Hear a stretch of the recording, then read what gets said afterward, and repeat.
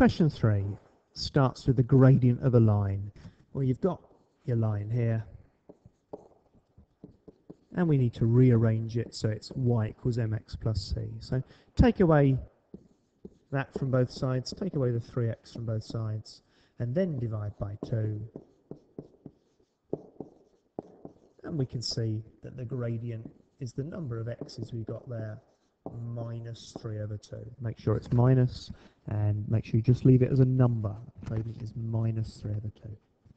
Next part, the line passing through C, we've got the C coordinates there, and it's parallel to that one. If it's parallel, it means it's got the same gradient. Let's try and find out what line we've got here then. So part 2, all the straight lines, y minus the y number equals gradient x minus the x number. Let's put some numbers in. The y number here, minus 7. Minus 7 is plus 7.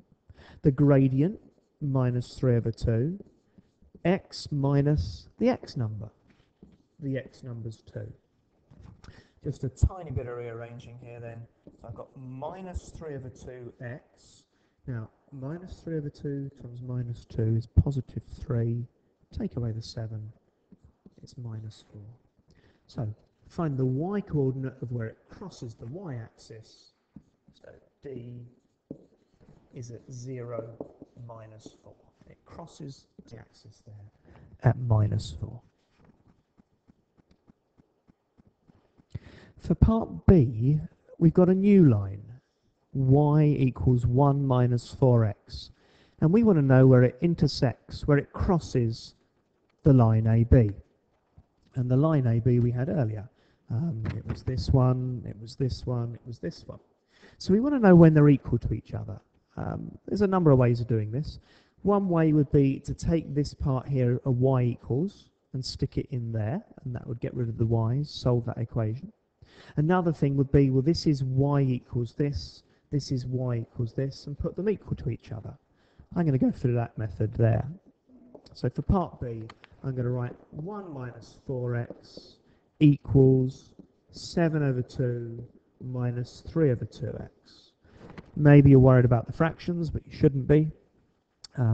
Let's take 7 over 2 from both sides, so that's minus 5 over 2 here. Add 4x to both sides. Adding 4x to both sides gives us 5 over 2x there. And so we've found out that x is minus 1. It does say find the coordinates, so that's the x number.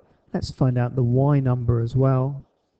I think I'll do that just by putting minus 1 back into there. 1 minus 4 lots of minus 1 is, of course, 5. So the coordinates of A are minus 1, 5. One more bit to go still. The point E is 5k. I've just scrolled down to give some more room. And we want to know the distance between these 2 points is of length 5. Well, the x coordinates, how far apart are they? Well, that's 5 take away 2, and we're going to square that. How far apart are these? Well, that's k take away minus 7, and we're going to square that. And when you add those two bits together, we get 5 squared, Pythagoras. So what's that? 3 squared. And this is, of course, k plus 7. Let's square that. And 5 squared is 25.